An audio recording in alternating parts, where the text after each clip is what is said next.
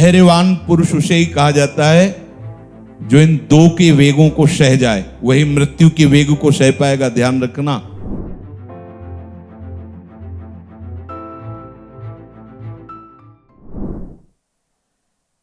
स्थूल शरीर, सूक्ष्म शरीर और कारण शरीर। स्थूल शरीर ये जो पांच भौतिक देख रहे हैं, कारण शरीर जो पांच ज्ञानेंद्रिया और अंतःकरण आदि, सूक्ष्म शरीर, और कारण शरीर त्रिगुणात्मिका प्रकृति का स्वभाव। इन तीनों को स्वीकृति करने के कारण हमारा ये जन्म मरण ये दुर्दशा है। धीरस्तत्र न मुह्यति, धीर वही है जिसको ये बोध हो गया है कि मैं ये शरीर नहीं हूं। तो पांचों भूले देश शुद्ध, किसी भी मार्ग में इस राग को मिटाना होगा। और प्रभु बड़ी कृपा करते हैं जब हमें शरीर राग से मिटाने का अवसर देते हैं। कोई हमें गाली दे, कोई अपमान करे, तो हमें विचार करना है कि ये मेरे लिए नहीं, ये शरीर के लिए। और शरीर निंदनीय है। कोई इसे सम्मान दे तो भी कोई महत्व नहीं, कोई इसे अपमान करे तो भी महत्व नहीं। जब पूज्यपाद सिउड़िया बाबा जी महाराज ने कहा कि तुम्हारी भाषा में कोई तुम्हारी निंदा करे और तुम्हें बिल्कुल ऐसे फर्क न पड़े, जैसे कोई विदेशी भाषा जिसे आप नहीं जानते उस भाषा में आपकी निंदा करे, तो आपको कोई फर्क नहीं पड़ेगा, क्योंकि आप जानते नहीं। जब आपकी भाषा में आपकी कोई निंदा करे और आप मुस्कुरा कर उसे सह जाए, तो समझो आपका बोध हो रहा है, आपका ज्ञान प्रकाशित हो रहा है। धृति, धैर्यवान पुरुष उसे ही कहा जाता है जो इन दो के वेगों को सह जाए, वही मृत्यु के वेग को सह पाएगा। ध्यान रखना। प्रभु कह रहे धीरस्तत्र न मुह्यति, धैर्यवान पुरुष कभी विचलित नहीं होता। तो इन दो को जो धैर्य से धारण कर लिया है, वही मृत्यु के अवसर पर भी मोहित नहीं होगा, मुस्कुराकर प्राण छोड़ेगा। पहला रसेंद्री, दूसरा जनेंद्री। जो इन दो के वेग को सह गया, वो निश्चित मृत्यु के वेग के सहने की योग्यता प्राप्त कर लेगा। रसेंद्री को जिसने वश में कर लिया, वो जनेंद्री को वश में कर लेता है। जो रसेंद्री को वश में नहीं कर पाया, वो बकवास चाहे करे, जनेंद्री को वश में नहीं कर सकता। जो रसेंद्री और जनेंद्री के वो को अपने अधीन कर लिया, वही महात्मा है, वही ज्ञानी है, वही बैरागी है, वही भगवत मार्ग का पथिक है। जो रसेंद्री और जनेंद्री की क्रीड़ाओं में आसक्त है, वो कैसा महात्मा है, कैसा भगवत मार्ग का पथिक है, भगवान जाने। पर शास्त्र ऐसा कहता है। रसेंद्री और जनेंद्री के वेग को जो सह गया, ये छोटी मोटी बात नहीं है। आप देख लीजिए, महात्माओं ने इन दो पर ही विशेष शासन किया है। रसेंद्री और जनेंद्री को अपने अधीन करने वाला उपासक ही अपने स्वरूप की तरफ चल पाएगा, भगवत मार्ग की तरफ चल पाएगा। रसेंद्री और जनेंद्री को खुला छूट दे दी गई, जो जैसा चाहे वर्ताव करे, तो धीरज कहां आएगा, वो धैर्य कहां आएगा। क्योंकि रसेंद्री जनेंद्री जो हमें आसक्त की है, असत क्रिया असत पदार्थों में, ये सत्य नहीं है। जो कुछ ही क्षण में नष्ट हो जाता है, वो सत्य कैसे हो सकता है। देखो, अच्छे से अच्छे पदार्थों को आप ऐसे रखते, देखो प्रतिपल नष्ट हो रहे हैं, कुछ समय बाद उनसे बदबू आने लगेगी। और जो पदार्थों का भोक्ता शरीर बन रहा है, उसको आप देखो, उस शरीर से तुम सुख की आकांक्षा रखते हो, अपने शरीर से या दूसरे शरीरों से। ये घोर अज्ञान की वृत्ति है।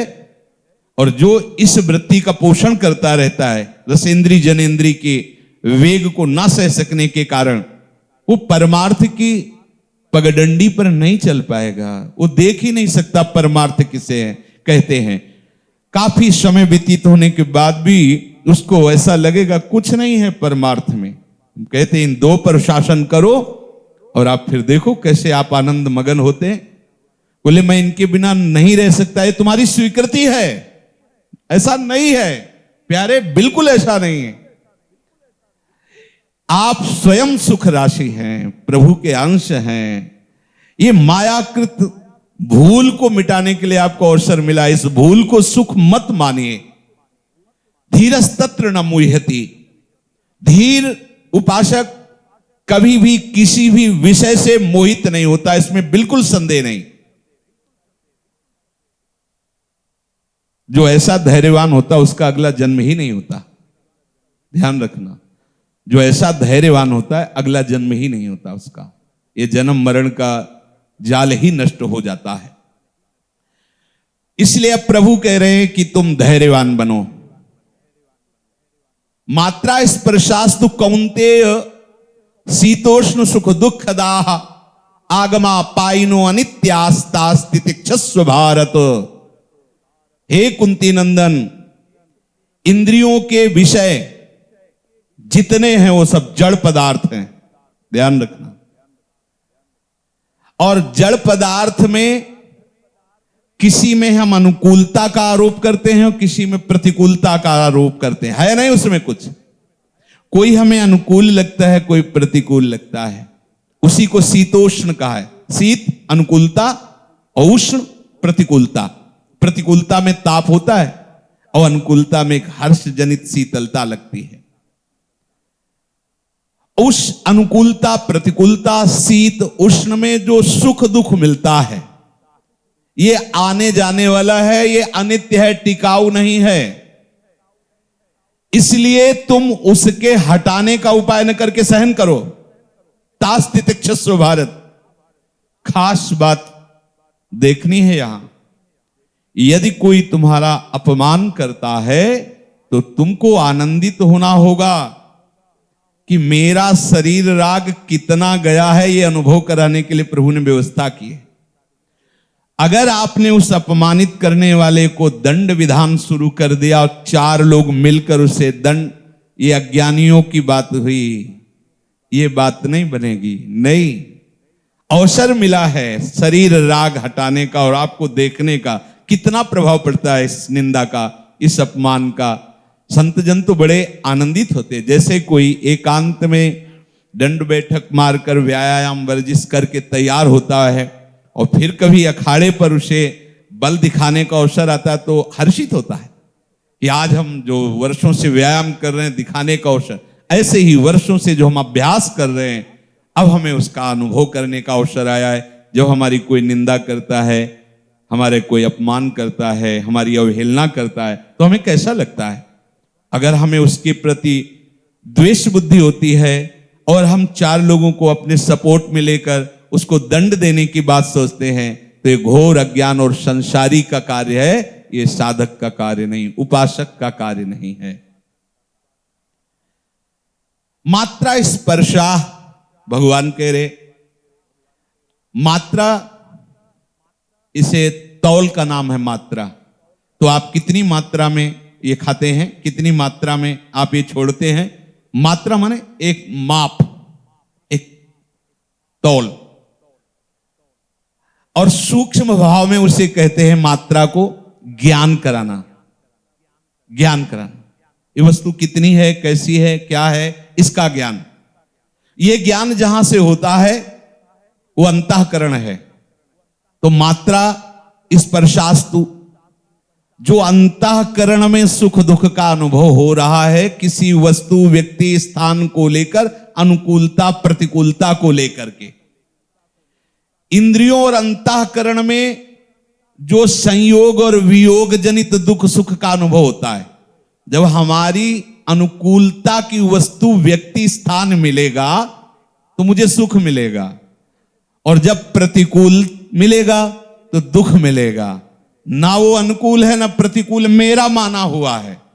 वही व्यक्ति जब मेरे अनुसार चलता है तो मित्र, और मेरे प्रतिकूल हो गया, मेरे माने हुए प्रतिकूल, वही शत्रु हो गया। ना वो शत्रु है, ना वो मित्र है, ना अनुकूल है ना प्रतिकूल है, केवल ये मनोभाव है। समझना है, जो अंतःकरण और इंद्रियों से जाना जाता है, भोगा जाता है, दुख सुख का अनुभव होता है, मात्रा स्पर्शास्तु, उसे भगवान संबोधन करके कह रहे मात्रा स्पर्शः। ये पद केवल पदार्थों से है, किसी भी तरह के। तो बोले इसको संबंध ही माना जा सकता है कि उस वस्तु व्यक्ति से संबंध है। केवल पदार्थ ही क्यों माने जाए इसमें, कि जो इंद्रिय और अंतःकरण में सुख दुख का अनुभव, इसमें संबंध भी तो हो सकता है कि हमने आपसे संबंध माना, अनुकूल या प्रतिकूल जैसा हुआ। तो कह रहे हैं कि अगर हम संबंध को मानते हैं तो संबंध आने जाने वाला नहीं होता, उसका स्थायी स्वरूप होता है, क्योंकि संबंध स्वयं से होता है। इंद्रियों से, अंतःकरण से, जड़ पदार्थों का संयोग वियोग होता है, लेकिन संबंध स्वयं से होता है। जैसे माना ये मेरा पति है, अब जिसको पति माना वो शरीर जड़ है, वो आने जाने वाला है, अब वो चला गया, लेकिन मैंने माना ये मेरा पति है, पधार गया वो 20 वर्ष बाद, कोई कहता है अमुक की पत्नी, तो उसके कान ऐसे खड़े जी, संबंध है, संबंध है। ये जब तक वो अस्वीकृत नहीं करेगी तब तक संबंध बना रहेगा। जड़ वस्तु चली गई लेकिन संबंध उसका टिका हुआ है। अगर यही संबंध ऐसे बदल कर इधर हो जाए तो संबंध से भगवत प्राप्ति होती है, आपको बताया है। संबंध से, जैसे चीख चीख के कहते हैं हमारे माई श्यामाजू को राज, आप केवल स्वीकार करें, पर केवल स्वीकार करें। ये देखो किसी भी महापुरुष को देखो, ऐसा संबंध स्वीकृत हुआ दूसरों न कोई, मेरे तो गिरधर गोपाल दूसरों न कोई। अभी भगवत प्राप्ति हो गई, अभी। अब आप निश्चिंत हो जाइए, आप मत सोचिए कुछ और, अभी हो गई। पर केवल संबंध इन्हीं का, अन्य नहीं। जो आपके मन में प्रश्न आता है कि भगवत प्राप्ति ऐसे कैसे हो जाएगी, बड़ी दुर्लभ है, बड़ी कठिन है, उसका कारण आपका अन्य संबंध है। अगर आप ये स्वीकार कर ले, मेरे प्राणनाथ श्री श्यामा शपथ करो तृण छिए, तो निश्चिंत हो जाओ आप। पर जब प्रश्न आता है तो दिखाई देता है कि श्यामा जी कहीं है ही नहीं आपके जीवन में। बहुत जन है आपके जीवन में, रुपया है, पैसा है, बुद्धि है, भाई बंधु माता पिता परिवार मित्र बहुत है, बस अब कठिन है भगवत प्राप्ति। जब ये हो गया कि बस हमारे माई श्यामा जी को राज, बस हमारी लाडली जू, हमारे प्राणधन श्री प्रिया प्रीतम। संबंध में बहुत बड़ी ताकत है। संबंध एक ऐसा भजन है जो किसी भी तरह व्यक्त नहीं किया जा सकता। 20 वर्ष हो गए पति का वियोग हुए, उसने ना तो ध्यान रखा है, ना पति का स्वाध्याय करती है, ना पति के किसी ऐसी दिनचर्या में है कि पति की छवि विराजमान करके आठों पैर पूजती है। लेकिन 20 वर्ष बाद भी कहा गया ए अमुक की, तो जी यही संबंध दुर्गति और सद्गति का कारण होता है। शरीर को स्वीकार कर लिया मैं, तो जब से स्वीकार की आज तक दुर्गति हो रही है। अब स्वीकार करने का अवसर है, पर यह स्वीकृति तभी मानी जाएगी जब अन्य ना हो। दूरादपाश स्वजनान, इसीलिए कठिन है इस राग को छोड़ पाना। देखो महापुरुषों के वचनों को समझना है। स्वयं जब तक जिसकी स्वीकृति रखोगे तब तक आप उसको प्राप्त होते रहेंगे। शरीर की स्वीकृति, भोगों की स्वीकृति, संसार की स्वीकृति, तो आप शरीर भोग संसार को प्राप्त होते रहेंगे। बोले साधना, शरीर को स्वीकृति करके साधना करते रहो, शरीर मिलेगा, निश्चित मिलेगा। पर जब तक शरीर की अस्वीकृति नहीं होगी तब तक आप शरीर भाव से ऊपर नहीं जाएंगे। खुले शब्दों में है मोक्ष की प्राप्ति या निकुंज की प्राप्ति या प्रेम की प्राप्ति। जैसे हमारे माई श्यामाजू को राज, तो तनुवांग मनोभिरमलई सोहम तविवाश्रिता, तन मन वचन कर्म सब अर्पित श्री लाडली जी को माई श्यामाजू को राज, सब संबंध स्वामिनी जी से हमारे हो गए। हमारे तन मन प्राण सब लाडली को समर्पित, इनसे मेरा कोई भी अधिकार संबंध नहीं रह गया। आज शरीर छूटे या 1000 वर्ष बाद कोई चंदन लगाए या गाली दे, थोड़ा समझना, यदि हमें कोई अपमानित करता है, हमारे शरीर को कोई दंडित करता है, तो अब मेरा प्रश्न कैसे रह गया कि इसने दंडित कर दिया? मेरा प्रश्न नहीं बनता। मेरी स्वामिनी का विधान होगा।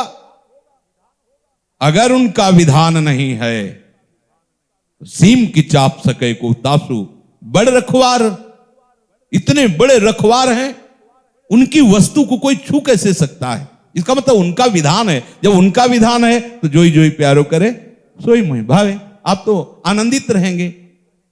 परम ज्ञानी विदेहराज जनक जी एक दिन स्वप्न देखा कि वो महल में बहुत सुखद सैया पर पड़े हुए शयन किए, तो स्वप्न में देखा कि उनका राज्य छिन गया और शत्रुओं ने महल पर शासन कर लिया। वो जंगल में भटकते रहे। बहुत दिनों के बाद ऐसी भूख सी व्याकुलता प्रकट हो रही थी, तो उन्हें थोड़े से चावल और दाल मिली। किसी तरह उन्होंने मिट्टी के पात्र में उसको रांधा और वो पक करके तैयार ही हो रही थी कि 2 लड़ते हुए सांड आए और उस खिचड़ी को भी बिखेर दिया। आप तो भूख से व्याकुल हो गए और उस व्याकुलता में नेत्र खुले तो देखा विदेहराज की शैया पर शरीर पड़ा हुआ है। जनकपुरी के राजा हैं। ये क्या?